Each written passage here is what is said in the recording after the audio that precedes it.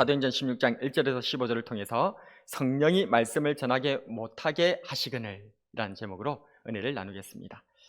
동영상을 한번 보고 한번 설교를 이어가도록 하겠습니다. 부처님 오신 날이었던 어제 일부 기독교 신자들이 서울 지역의 대형 사찰을 찾아가 찬송가를 부르는 소동을 피웠습니다. 이들의 행동은 5시간 넘게 이어져 경찰이 출동하기도 했습니다. 김건휘 기자입니다. 서울 종로구 조계사 앞 기독교 신도 10여 명이 몰려들어 찬송가를 부르고 구호를 외쳤습니다.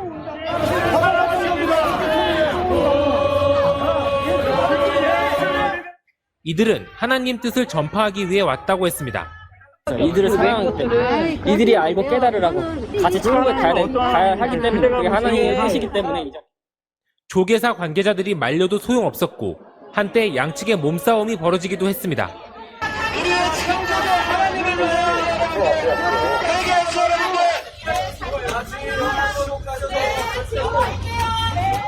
자기 땅을 그러면 복음한다는데 이게 아니잖아. 예의가 없잖아요. 그죠? 너무 잔치야 재 뿌리는 거지. 이웃 종자한테 그러면 안 되지. 그죠? 이들은 결국 5시간 넘게 찬송가를 부르고 기도하고 나서야 겨우 자리를 떠났습니다. MBC 뉴스 김건희입니다. 여러분 어떻게 보셨습니까? 4월 초파일에 조계사에 가서 찬송가를 부르면서 하나님 믿으라고 외쳤다고 합니다. 저들의 말과 같이 이것이 하나님의 뜻일까요? 예. 하나님의 뜻을 우리가 섣불리 판단할 수는 없기 때문에 그럴 수도 있을 것입니다. 그렇다면 반대로 한번 생각해 보겠습니다. 성탄절에 절에서 사람들이 와서 우리 교회 앞에서 참불가를 막 부르면서 절로 가자라고 얘기를 하면 어떻겠습니까? 더 나아가서 무슬림들이 자신들이 믿는 신의 뜻이라고 말하면서 테러 행위를 벌인다면 그것도 신의 뜻입니까? 용납해 줘야 되는 것입니까? 오늘날 우리는 복음의 시대를 살아가고 있지만 아직도 하나님과 성경에 대한 이해가 구약에서 벗어나지 못한 분들을 종종 보게 됩니다. 구약적 성경 이해를 오늘날에 그대로 적용한다면 모든 그리스도인들은 지금 종교 전쟁을 수행해야 합니다. 뿐만 아니라 애초에 우리는 이방인들이기 때문에 하나님 믿을 수도 없는 사람들이에요. 구약적인 이해를 적용한다면 말입니다. 그럼에도 불구하고 어떤 분들은 이렇게 말씀하실 수도 있으실 겁니다. 우리 성경에는 때를 얻든지 못 얻든지 복음 전하고 했는데 복음 전해야 되잖아요. 맞는 말씀입니다. 그렇지만 또 무조건 맞는 말이라고 할 수도 없는 것이 현실입니다. 오늘 본문을 통해서 성령님께서 말씀을 전하지 못하게 하시는 것을 살펴보면서 하나님 뜻이 대체 어디에 있는지 한번 은혜를 나눠보도록 하겠습니다. 앞선 본문 15장에 사도 바울 선생님과 바나바 선생님은 마가 요한의 다시 사역자로 고용하고 다시 사역자로 함께 동력하는 그 부분에 대해서 의견 마찰이 있어서 서로 간에 갈라져 버리게 됐죠. 이후로 사도 바울 선생님은 루스드라에서 디모데에게 할례를 행하고 제자를 삼습니다. 이어 여러 성에서 복음과 장로들의 규례인 우상과 피, 목매어 죽은 것, 그리고 음행하는 것, 그것을 금지하면서 그렇게 복음을 전했더니 교회들마다 부흥하고 성도들이 늘어나는 놀라운 은혜를 경험하게 되었죠. 그 후에 사도 바울 선생님이 아시아로 복음을 전하려고 하였습니다. 그런데 성령님과 예수님의 영이 복음 전파를 막으시는 것입니다. 6절과 7절을 함께 읽어보겠습니다. 시작. 성령이 아시아에서 말씀을 전하지 못하게 하시거늘 그들이 부르기아와 갈라디아 땅으로 다녀가 무시아 앞에 이르러 비두니아로 가고자 애쓰되 예수의 영이 허락하지 아니하시는지라. 성령님께서 예수님의 영께서 복음 전파하는 것을 가로막고 허락하지 않는다. 도무지 좀 상상이 안 가는, 이해되지 않는 상황이잖아요. 그렇다면 왜 성령님께서 복음 전파를 막으시는 것일까요? 첫 번째로 한번 따라하겠습니다. 순서가 잘못되었기 때문입니다. 9절 말씀인데 한번 읽어보겠습니다. 시작. 밤에 환상이 바울에게 보이니 마게도냐 사람 하나가 서서 그에게 청하여 이르되 마게도냐로 건너와서 우리를 도우라 하거늘. 아멘. 뭐로 가도 서울만 가면 된다. 꽁 잡는 게 매다. 이런 말 들어보셨을 겁니다. 이 말들이 추구하는 바는 과정이 어떻게 됐든 간에 결과만 잘 나오면 된다. 그런 얘기죠. 그러나 하나님께서는 과정도 매우 중요하게 생각하십니다. 왜냐하면 결과는 하나님께서 주시는 것이지만 과정 속에서 우리의 중심이 어떠한가를 하나님께서는 귀중하게 보고 계신다는 거예요. 이를 가장 잘 보여주는 예는 전쟁 들기 전에 자기가 제사를 드려버렸던 사무엘을 기다리고 사무엘 제사장을 통하여서 하나님 앞에 제사를 드려야 되는데 전쟁 앞에 그래 하나님께 제사 드리면 되지 뭐 그렇게 하면서 안 기다리고 그냥 자기가 제사를 드려버렸던 이 제사라고 하는 결과만 하면 되지 않느냐 이런 식으로 그렇게 나아갔던 그 사울왕. 그러나 하나님께서는 사울왕의 그 제사를 받지 않으셨습니다.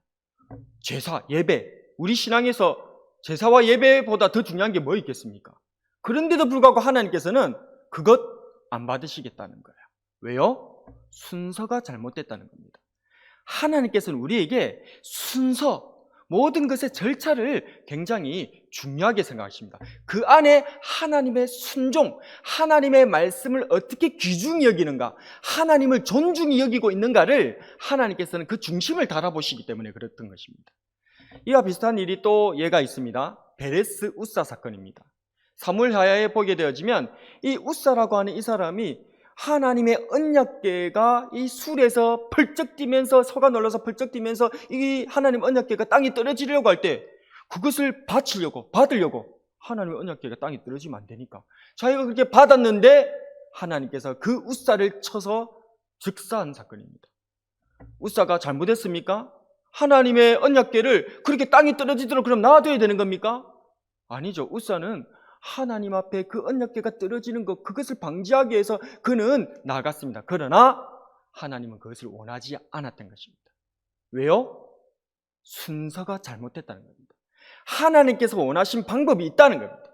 하나님께서는 그것을 미리 다 말씀하셨고 그 말씀과 방법대로 순서대로 하나님 뜻을 이행하는 그것을 통해서 우리의 중심이 하나님 앞에 어떠한가를 하나님은 보고 계시다는 것입니다. 음식을 만들 때도 순서가 중요하죠. 요리에 들어가는 재료를 몽땅 한꺼번에 다 넣는다고 해서 요리가 완성됩니까? 아닙니다. 레시피대로 그 요리의 재료를 순서에 맞춰서 따박따박 넣었을 때에 비로소 요리가 완성되는 것처럼 그 재료를 몽땅 거기에 다 있다고 해서 요리가 되지 않는 것처럼 하나님께서는 우리들의 이 결과, 이것보다는 그 과정, 그 순서를 굉장히 중요하게 달아보신다는 것입니다. 이처럼 혹시 하나님께서 나를 막으실 때에 내가 뭔가 하나님의 순서를 잘못해서 이러는 것은 아닌가, 그것을 돌아보셔야 됩니다. 아니, 복음 전파를 왜 막아? 하나님 앞에 이렇게 선하고 아름다운 일들을 행하려고 하는데 왜 구제하고 봉사하고 교회에 아름다운 일들을 더 하려고 하는데 왜 이걸 자꾸 막아? 왜 교회는 그것을 막고 우리 장로님들은 왜 그것을 막을까? 그런 답답한 마음이 들었던 적이 아마 있으실 거예요. 순서가 있어요. 하나님께서는 우리들에게 그 순서조차도 우리에게 허락해 주시며 그 가운데 하나님을 의지하고 하나님 앞에 겸손히 순종하는 그 모습을 달아보신다는 사실을 기억하시는 저와 여러분 되시기를 축복합니다. 두 번째로 왜 성령께서 복음 전파를 막으시는 것일까요? 따라하겠습니다. 주인이 하나님이시기 때문에 그렇습니다. 10절 말씀 같이 읽습니다. 시작. 바울이 그 환상을 보았을 때에 우리가 곧 마게도냐로 떠나기를 힘쓰니 이는 하나님이 저 사람들에게 복음을 전하라고 우리를 부르신 줄로 인정함이라라. 아멘. 많은 사람들이 세계 3차 대전이 일어난다면 아마 그것은 종교전쟁일 것이다 라고 말을 합니다. 왜 그럴까요? 종교인들의 신념 때문에 그렇습니다. 종교인들은 저마다 자신들이 하는 일을 신의 뜻이라고 확신하는 경향이 있기 때문에 그래요. 태초에 하나님께서 천지를 창조하셨습니다. 그리고 하나님께서는 첫째 날, 둘째 날, 셋째 날에는 하나님께서 만드신 그것을 이렇게 잘 정리할 수 있는 공간을 그렇게 만드시고 또 넷째 날, 다섯째 날, 여섯째 날에는 그 만들어 놓으신 그 공간에다가 채워 넣을 것을 그렇게 만드셨습니다. 첫째 날 같은 경우에서 하나님께서 빛을 만드셔서 낮과 밤을 나누셨지 않습니까? 낮과 밤이라는 공간을 만드시는 거예요. 그리고 둘째 날에는 우리 하나님께서 궁창을 만드셔서 궁창 위의 물, 궁창 아래의 물로 그렇게 나누셨잖아요. 그래서 이 하늘이라는 공간과 바다라고 하는 그 공간을 이렇게 정리를 해 놓으신 거예요. 셋째 날에는 하나님께서는 그 땅에 있는 그 밑쪽에 있었던 그 물들, 그 물이 한쪽으로 쭉 모이게 해가지고 육지와 바다를 그렇게 나누시죠. 그러면서 그 무태다가 여러 가지 식물들이 쭉 나도록 그렇게 공간을 다 만들어 놓으십니다. 그래서 셋째 날까지는 하나님께서 공간을 준비하시는 기간. 그 다음에 이제 넷째 날, 다섯째 날, 여섯째 날에는 각각 넷째 날은 첫째 날에 그 공간에 채워 넣을 것, 또 다섯째 날에는 둘째 날에 만들어 놓은 공간에다 채워 넣을 것, 또 여섯째 날에는 셋째 날에 만들어 놓으신 것에 대한 그 공간에다가 채워 넣을 것을 그렇게 만드시는 그런 과정입니다. 넷째 날 같은 경우에서는 하나님께서 첫째 날에 낮과 밤 이렇게 공간을 만들어 놨잖아요. 그래서 해를 낮에 채워 놓으시고 별과 달과 별을 밤에다가 채워 놓으시죠.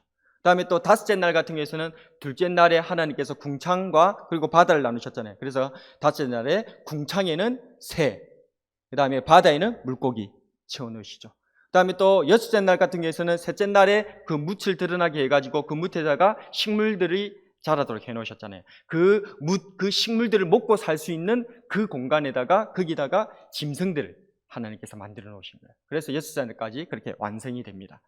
그렇다면 하나님의 이 창조 과정이 이렇게 짐승들까지 다 해가 채워놓고 맨 마지막에 하나님께서 하신 것이 무엇입니까? 하나님의 형상대로 우리 사람을 만드신 줄로 믿습니다. 그래서 우리 하나님께서는 하나님 형상대로 우리 사람을 만드시고 그리고 그들에게 생육하고 번성하고 땅에 충만하고 다스리고 정복하라 라고 말씀하시면서 그 앞선 모든 만들어난 세계 모든 만물들을 이 사람에게 하나님 형상으로 지음받은 이들에게 다스리고 정복하라고 하는 그러한 권한, 즉 주인의 권한을 주셨던 것입니다. 그래서 이렇게 하나님께서 이 세상 모든 만물을 천지창조를 하실 때 사실상 만드시는 과정은 며칠까지 해서 완성됐습니까? 6일까지에 다 완성됐죠. 만드시는 것은 다 6일째에 끝났잖아요. 그런데 천지창조는 6일이 완성입니까? 7일이 완성입니까? 7일이 완성이죠. 7일에 하나님 뭐 하셨는데요? 뭐 만드신 거 있으십니까? 하나님께서 뭔가 만드시지 않으셨습니다. 도리어 하나님께서는 만드시는 것을 멈추시고 안식하셨습니다. 하나님께서는 멈추시고 안식하면서 완성하신 그 7일의 창조 과정에서 또한 우리들에게, 우리 인생들에게 내가 안식하였듯이 너희들도 안식하라 라고 이 7일째 명령을 하셨던 것이죠. 자, 그렇다면 6일까지, 창조 과정이 만약에 6일까지라면 이 천지의 주인은 누가 되는 겁니까? 사람이 되는 것입니다. 왜요? 사람이 최고니까. 하나님께서 6일까지의 과정 가운데서 사람을 하나님 형상으로 만드시고 생육하고 번성하고 이 땅에 충만하고 다스리고 정복하라. 너희들이 주인이다. 너희들 마음대로 한번 해봐라. 그 말이잖아요. 그런데 6일에 완성하지 아니하고 하나님께서 7일째 안식하심으로 내가 안식함으로 너희들도 안식하라. 사람들로 하여금 강제로 사역을 쉬도록 만드셨다는 겁니다. 그래서 이 사람을 제어하고 이 사람을 쉬게 만드는 그 위의 손, 하나님의 손, 하나님께서 주인이시라는 사실을 이 7일을 통해서 알게 하셨다는 것입니다. 여러분, 그래서 안식일이 중요한 거예요. 우리가 주일 성수하는 게 중요한 거예요. 주일에 우리가 세상 일들을 멈추고 하나님 앞에 나와서 예배드리고 주일 성수하는 것, 무엇보다도 중요합니다. 우리가 주일 성수할 때 비로소 그 사람은 하나님 나라의 백성인 거예요. 주일 성수를 안 하는 사람은 인간 나라의 주인으로 사는 거예요. 주일 성수가 그만큼 중요한 것인 줄로 믿으시기를 바랍니다. 그래서 하나님께서는 이처럼 우리를 멈추게 함으로, 우리를 쉬게 하심으로, 우리의 사역을 하려고 하는 그 모든 동력들을 끌어놓으심으로 말미암아 하나님께서 주인 되심을 선포하시고 보여주신다는 거예요. 사역도 마찬가지입니다. 지금 사도바울 선생님이 하나님의 지상명령, 이 세상에 하나님께서 명령하신 명령 중에 최고의 명령인 복음 전파를 수행하려고 하는데 하나님께서는, 성령님께서는, 예수님의 영께서는 어떻게 하신다고요? 멈추라는 거예요. 하지 말라는 거예요. 왜요? 하나님께서 뭐인 것을 보여주시려고? 주인이시다는 것을 보여주시려고. 그래서 혹 우리가 하나님의 귀한 살 때를 감당한다 할지라도 하나님께서 혹시 나를 멈추게 하실 때도 있다는 사실을 기억하십시오. 그때는 무엇을 기억해야 된다고요? 이 사역의 주인이 내가 아니고, 이 사역의 주체가 내가 아니고 누구시다는 것을 기억해라. 하나님이시라는 것을 기억하라는 겁니다. 우리 사역자들은요, 우리 하나님 앞에 중직을 감당하고 있는 그런 사람들은요, 종종 마귀의 덫에 빠질 때가 있습니다. 그 마귀의 완벽한 뜻은 바로 무엇이냐면 하나님의 뜻과 인간의 욕망을 혼돈하도록 만드는 것입니다. 아니, 좀 더 구체적으로 말씀을 드린다면 인간의 욕망을 하나님의 뜻이라고 포장한다는 거예요. 자기가 성취하고 자기의 이름을 드러내고 자기가 뭔가를 해보려고 하는 그것을, 그 욕망을 하나님의 뜻이라고 포장한다는 거예요. 그러면서 하나님의 뜻이라고 하는 말들을 남발하면서 성경의 구절들을 끌어다가 써서 자기의 욕망을 실현하는 도구로 사용하더라는 것입니다. 아닙니다.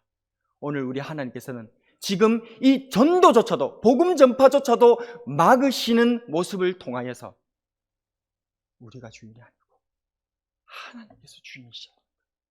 하나님께서 우리의 주도자가 되신다는 사실을 기억하고 말씀하시는 줄로 믿으시기를 바랍니다. 마지막으로 왜 성령님께서 복음 전파를 막으시는 것일까요? 따라하겠습니다. 또 다른 계획이 있으시기 때문입니다. 15절 말씀 같이 읽어봅니다. 시작. 그와 그 집이 다 세례를 받고 우리에게 청하여 이르되 만일 나를 주 믿는 자로 알거든 내 집에 들어와 유하라 하고 강건하며 머물게 하니라. 아멘. 아시아로 복음 전하기를 원했던 사도 바울 선생님, 그러나 성령님께서 막으셔서 마게도냐로, 빌립보로 향하게 되었습니다. 아무런 수확도 없이 안식일이 되어졌죠. 하나님께 기도할 처소조차 없어가지고 하나님 앞에 기도할 처소가 어딜까 그렇게 살펴보다가 바깥에 보니까 여자들이 모여 있는 것을 보게 된 것입니다. 강가에. 그래서 그 강가가 그 여자들이 모여서 기도하는 처소였던 거예요. 그래서 그 길을 이 사도 바울 선생님이 찾아갔고 그 여자들이지만은 그 여자들에게 하나님의 복음을 전하기 시작했던 것입니다. 그런데 그 여자들 중에 사도 바울 선생님의 말씀을 주의하여서 듣던 사람이 있었는데 그 사람이 누구냐? 루디아라고 하는 사람입니다. 이 루디아라고 하는 사람은 자주 옷감 장사였거든요. 옛날에는 이 칼라라고 하는 것이, 지금 우리가 이 칼라라고 하는 이 색색 옷을 입는 것이 참 흔하지만 예전에는 이 물감이라든지 이런 염료 기술이 발달하지 않았기 때문에 칼라 옷을 입는다는 것 자체가 굉장히 귀한 것이거든요. 근데 그 중에서 가장 인기 있는 칼라가 뭐냐면 이 자줏빛이었어요. 아주 붉은 이 자줏빛. 그런데 이 자주장사 루디아라고 하는 이 여인은 정말 그 귀족들에게 납품하는 아주 고부가 가치가 있는 그러한 이 자주 옷감을 파는 사람이었던 거예요. 근데 이 사람이 기도의 처소에 있다가 누구를 만난 것입니까?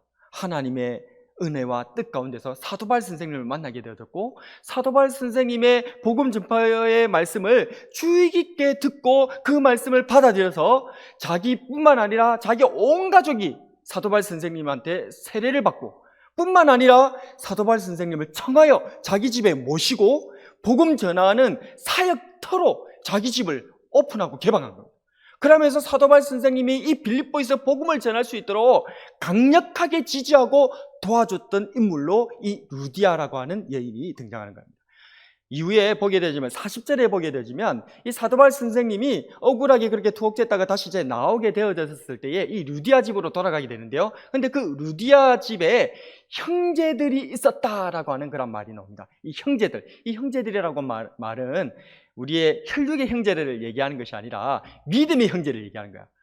이 루디아는 여인이었고 이 여인에게 복음을 전하였는데 아무 소득 없이 그냥 사도 바울 선생님이 여인에게 복음을 전하는 것으로 끝나는 것 같이 보였는데, 그게 아니고 복음이 이 루디아 가정에서부터 시작하여서 이제 남자들, 형제들도 복음을 믿고 듣는 그러한 복음 전파가 이미 이루어지고 있었다는 거예요. 그래서 실제적으로 이 루디아 집에서부터 시작된 이 복음 전파가 결국 우리가 아는 빌립보 교회라고 하는 신약 시대에서 가장 위대한 교회라고 칭송받는 빌립보 교회의 모태가 되어지는, 그것을 출발시키는 교회, 가정, 루디아를 통해서 일어나더라는 것입니다. 하나님께서는 이처럼 놀랍도록 역사하시는 분이십니다. 우리는 하나님 뜻을 잘 이해할 수가 없습니다. 하나님께서 왜 우리들이 하려고 하는, 우리가 내 욕망을 따라서 내 힘을 따라서 하려고 하는 것도 아니고 하나님의 이 복음 전파, 하나님의 귀하고 아름다운 사역을 하려고 하는데 왜 하나님께서 막으실까? 왜 이게 안 되도록 할까? 왜 자꾸 좌절감을 주시는 것일까? 우리는 도무지 이해가 되지 않을 때가 있습니다. 사도 바울 선생님도 그랬다는 것입니다. 성령님께서 아시아로 복음 전하려던 자신을 막아서실 때 사도 바울 선생님은 어떤 생각이 들었을까요? 아니, 왜 이 복음 전파를 성령님께서 막으시는 거지? 왜 하나님은 도와주시지 않는 것이지? 답답해하고 굉장히 안타까워하지 않았겠습니까? 그러나 하나님께서는 계획이 있으십니다. 내 생각을 아득히 뛰어넘으시는 놀라운 계획이 있으시다는 것을 믿으시기를 바랍니다. 고린도전서 1장 25절과 29절에 보면 사도 바울 스님이 깨달아서 하시는 말씀이 있습니다. 제가 한번 읽어드리겠습니다. 하나님의 어리석음이 사람보다 지혜롭고 하나님의 약하심이 사람보다 강하니라. 이는 아무 육체도 하나님 앞에서 자랑하지 못하게 하려 하심이라. 믿으십니까? 하나님의 어리석음이 사람보다 지혜롭고 하나님의 약하심이 사람보다 강하다는 거예요. 믿으시기를 바랍니다. 우리 생각에는 우리가 하는 이게 정말 잘 될 것 같고 우리가 지금 하는 이 일이 정말 아름답고 하나님께 영광 돌려드리는 것 같이 보인다 할지라도 하나님께서는 그것보다 더욱더 크고 위대한 일들을 하실 수 있는 분이시라는 사실을 믿으시기를 바랍니다. 하나님께서는 내 생각을 아득히 뛰어넘으시는 놀라운 분이시다는 사실을 믿으시는 저와 여러분 되시기를 축복합니다. 말씀을 정리하겠습니다. 우리에게는 때론 정말 이해하기 힘든 일들이 일어납니다. 심지어 그것이 하나님의 일임에도 불구하고 복음 전파의 사역임에도 불구하고 하나님께서 막으시는 그러한 답답한 일들을 경험할 수가 있다는 것입니다. 그럴 때 다시 돌아봅시다. 혹시 순서가 잘못된 건 아닌가? 하나님께서 주인이 아니라 혹시 내가 지금 주인이 되어 있는 건 아닌가? 하나님의 놀라운 내가 알지 못하는 또 다른 계획이 있는 건 아닌가? 이것을 다시 한 번 더 돌아보고 생각하고 또 기대하면서 기도하는 저와 여러분이 되었으면 좋겠습니다. 하나님께서는 내 생각을 뛰어넘어 놀랍도록 역사하시는 분이십니다. 이러한 믿음 안에서 자신을 돌아봐 하나님의 놀라운 인도하심을 경험하는 저와 여러분이 되길 주님의 이름으로 축복합니다. 오늘의 한 줄 설교 요약. 성령님께서 말씀을 전하지 못하게 하실 수도 있다.